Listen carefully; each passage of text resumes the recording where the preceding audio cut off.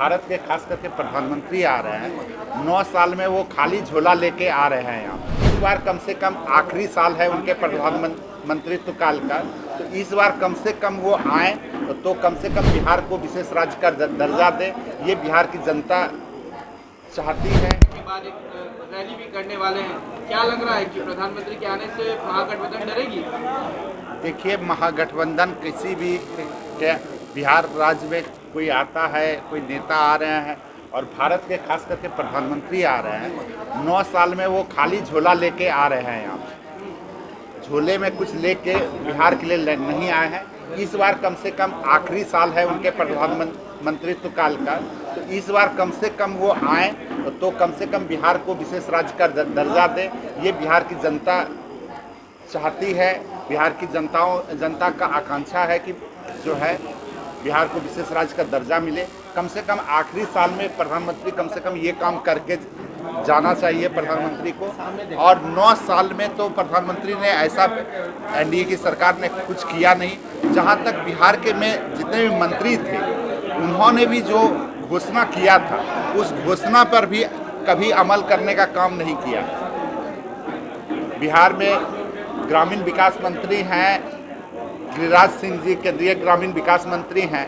उन्होंने घोषणा किया था कि प्रत्येक एमपी को जो है 75 किलोमीटर सड़क अलग से देंगे, तो उस पर आज तक वो कभी बात नहीं करते हैं। और जो भी भाजपा के नेता आते हैं, उनका एक ही काम है, हिंदू मुस्लिम करना, सांप्रदायिक ताकतों को बढ़ाना या हिंदू मुस्लिम करना, जातिवाद की बात करना। बिहार के विकास से इन लोगों को कोई लेना देना नहीं है। बिहार के विकास से 1% भी लेना देना अगर रहता तो जो 13 करोड़ 14 करोड़ की जनता है, सब लोगों का मांग था। जब हम लोग भी एनडीए में थे, वो लोग भी एनडीए में थे, सभी लोगों ने दस्तखत किया है कि बिहार को विशेष राज्य का दर्जा दिया जाएगा। लेकिन बिहार के विशेष राज्य के दर्जे पे कोई बात करने के लिए कोई तैयार नहीं है। इस बार प्रधानमंत्री को ध्यान देना चाहिए।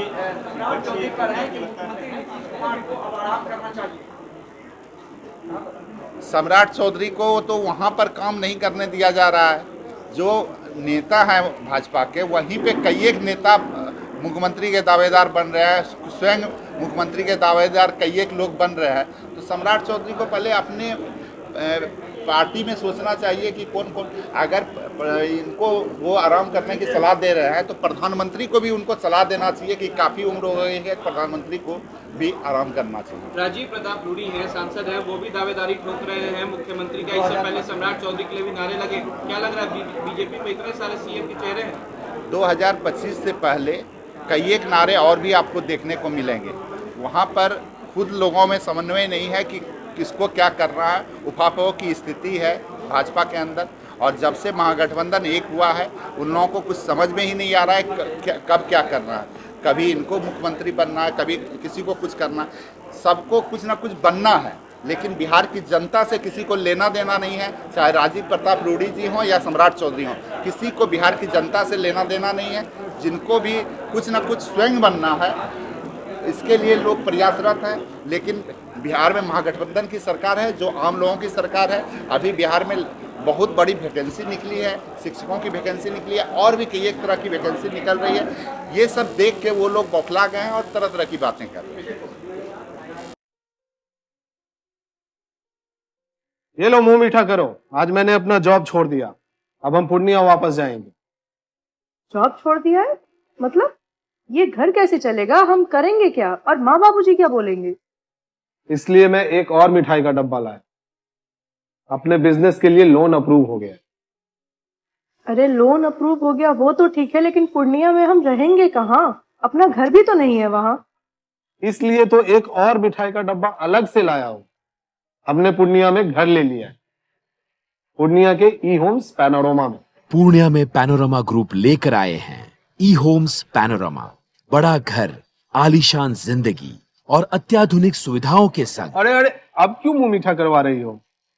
क्योंकि हम घर वापसी जो कर रहे हैं। घर वापसी की खुशी पूर्णिया में ई होम्स पैनोरमा के संग। E homes panorama, luxurious lifestyle redefined.